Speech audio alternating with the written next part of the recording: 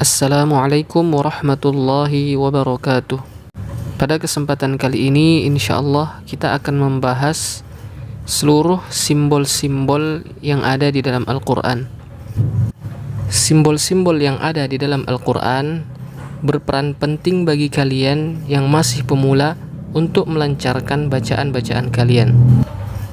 Oleh karena itu, pada kesempatan kali ini insyaallah kita akan menjelaskan simbol-simbol yang ada di dalam Al-Quran beserta makna-maknanya dan juga contoh-contohnya. Kita mulai dari simbol yang pertama. Di sini ada simbol yang terdiri dari 3 huruf, yaitu qaf, lam, dan alif. Simbol ini merupakan singkatan dari al-waqfu aula. Artinya adalah berhenti lebih utama. Contoh dalam ayat, kama amanas sufaha, berhenti lebih utama. Tapi kalau kita mau lanjut boleh. Kemudian simbol yang kedua terdiri dari 3 huruf juga, shad, lam, dan alif. Ini juga singkatan dari al-waslu aula, disambung lebih utama. Contoh dalam ayat, وَقَدْ أَضَلُّوا كَثِيرًا وَلَا تَزِدِ الظَّالِمِينَ إِلَّا ضَلَالًا. Tapi kalau kita mau berhenti juga boleh. Kemudian simbol berikutnya ada la. Maknanya adalah la yajuzul waqf, tidak boleh berhenti.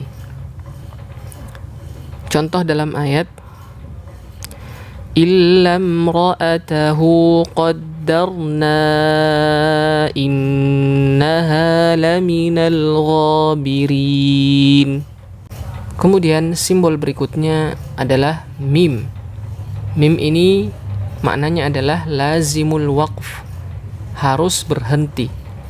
Contoh dalam ayat, innama yastajibul ladzina yasma'un wal mauta yab'atsuhumullah. Kemudian simbol berikutnya ada huruf jim. Maknanya adalah jawazul waqf, boleh berhenti dan juga boleh lanjut. Kita bebas untuk memilih. Tidak ada yang lebih utama dari keduanya. Sama-sama boleh. Contoh dalam ayat, bal rafa'ahu Allahu ilaih. Kalau mau lanjut, bal rafa'ahu Allahu ilaihi wa kana Allahu azizan hakima. Kemudian simbol berikutnya tanda titik 3 yang berdekatan. Simbol ini menunjukkan kita hanya boleh berhenti pada salah satu tanda saja.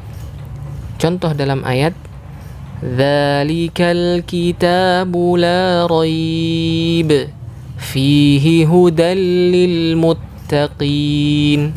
Atau kita berhenti pada tanda yang kedua, dzalikal kitabu la raib fihi hudal lil muttaqin. Kita tidak boleh berhenti pada 2 tempat. Contohnya, dzalikal kitabu la raib fihi hudal lil muttaqin. Bacaan yang seperti itu adalah bacaan yang keliru. Kemudian simbol berikutnya adalah sin. Sin ini menunjukkan bacaan sakta. Apa itu sakta? Sakta adalah berhenti tanpa mengambil nafas. Contoh dalam ayat, wa qila man raqa. Kita berhenti tapi tidak boleh mengambil nafas. Dan juga pada simbol sin kita tidak boleh meneruskan bacaan. Seperti contohnya, wa qila man raqa atau wa qila man raqa. Kita harus berhenti tapi tanpa mengambil nafas. Kemudian simbol berikutnya ada huruf mim. Simbol ini menunjukkan bacaan iqlab. Contoh dalam ayat, qalu ya wailana man ba'athana. Kemudian simbol berikutnya ada tanda bulat yang disebut dengan sifr mustadir.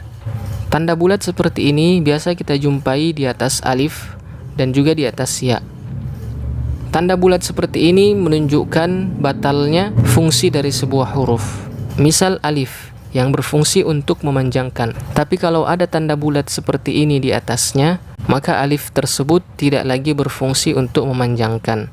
Contoh dalam ayat liyarbuwa fi amwalin nas. Bukan kita baca liyarbuwa, salah, tapi kita baca pendek wawunya. Liyarbuwa fi. Kemudian simbol yang berikutnya adalah masih simbol bulat, tapi sedikit berbeda dengan simbol bulat yang di atas. Simbol bulat ini agak sedikit lonjong atau memanjang. Ini disebut sifr mustatil. Dan sifr mustatil ini hanya kita jumpai di atas alif. Fungsinya adalah apabila simbol ini berada di atas alif, maka alifnya tidak berfungsi untuk memanjangkan apabila kita tidak berhenti atau tidak waqaf.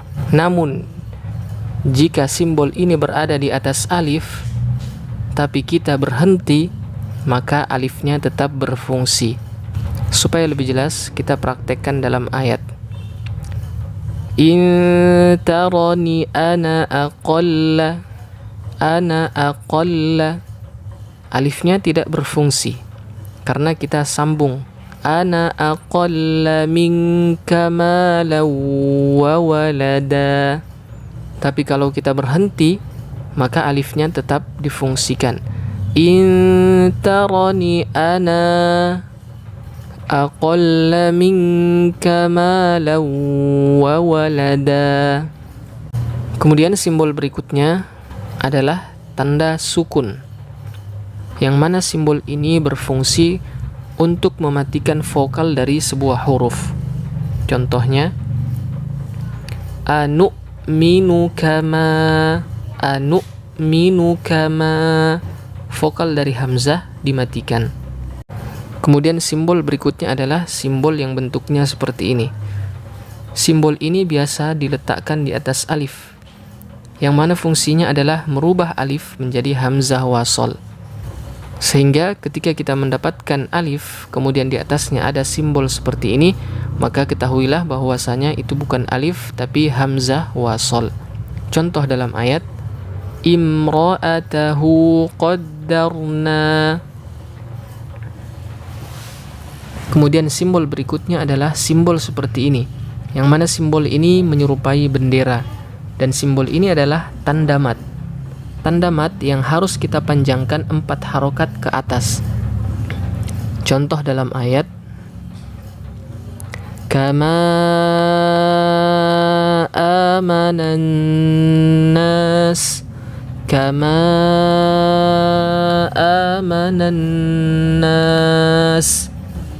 Kemudian simbol berikutnya adalah simbol yang seperti ini, dan ini sangat sering kita jumpai di dalam Al-Quran, dan fungsinya adalah perpindahan dari satu ayat ke ayat berikutnya. Kemudian simbol berikutnya adalah simbol seperti ini yang menyerupai kubah masjid. Ini maknanya adalah ayat yang kita baca mengandung kata-kata sujud, dan kita disunnahkan untuk sujud ketika menjumpai tanda seperti ini. Salah satu contohnya, wa idza quri'a 'alaihimul qur'anu la yasjudun. Pada ayat ini terdapat kata yasjudun, maka diberikanlah simbol seperti ini. Kemudian simbol yang terakhir adalah simbol yang seperti ini, simbol yang seperti bintang, dan ini menunjukkan permulaan juz dan hizb.